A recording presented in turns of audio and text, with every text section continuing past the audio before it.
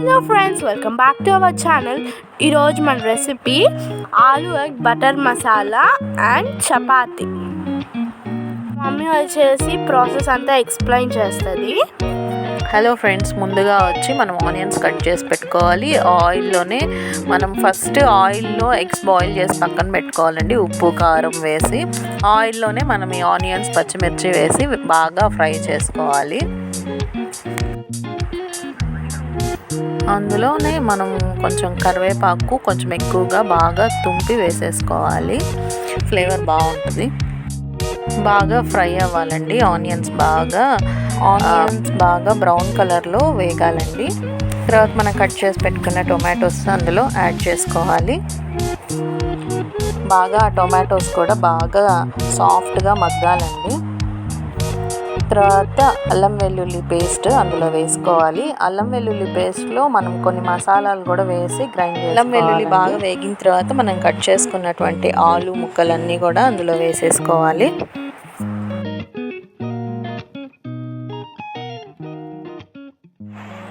దానికి తగినంత సాల్ట్ వేసుకోవాలి.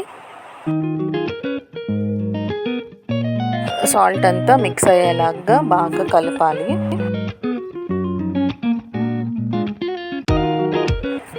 ఒక 5 minutes మూత పెట్టి మగ్గించుకోవాలి. తర్వాత మగ్గిన తర్వాత సరిపడినంత కారం వేసుకోవాలి.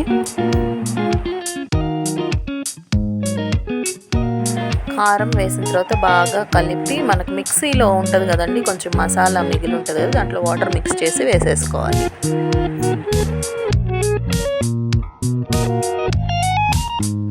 ఇప్పుడైతే మనం చపాతీ చేసుకోవడానికి ఫస్ట్ పిండి తీసుకొని అందులో సాల్ట్ వేసుకున్నామండి. అలాగే కొంచెం ఆయిల్ యాడ్ చేసుకోవాలి. కొంచెం మేము అందులో బ్రౌన్ షుగర్ కూడా యాడ్ చేసుకుంటాం. చపాతీస్ టేస్ట్ బాగుంటాయండి. సరిపడినంత వాటర్ వేసుకొని బాగా మిక్స్ చేసుకోవాలి.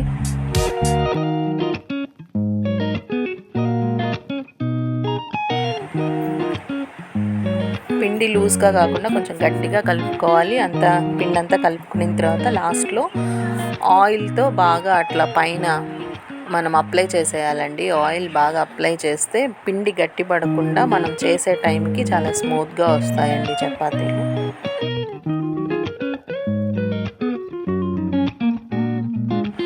అంతే అండి. ఇప్పుడు ఈ కర్రీ చూద్దాము. చాలా వరకు మగ్గిపోయాయండి పొటాటోస్ అన్నీ కూడా.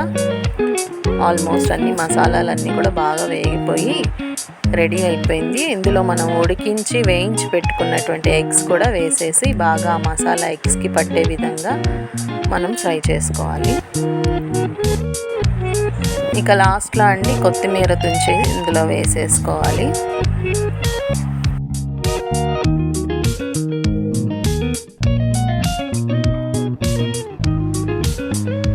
ఇప్పుడు చివరిగా మనకు బటర్ ప్యాకెట్స్ దొరుకుతాయి కదండి, అందులో ఒక 2 ప్యాకెట్స్ బటర్ వేసేసుకుంటాము.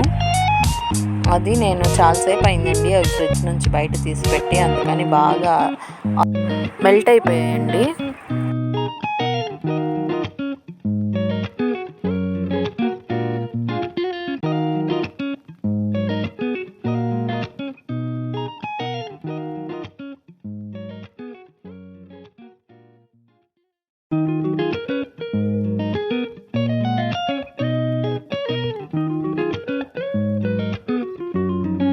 అంతే అండి. లాస్ట్గా మనం బటర్ వేసేసి బాగా మిక్స్ చేసేసుకోవాలి.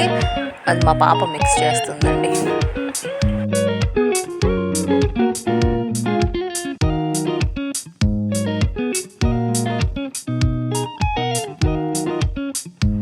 అంతే అండి. ఫైనల్గా మన ఆలు egg butter masala curry ready అండి. చపాతీస్ కూడా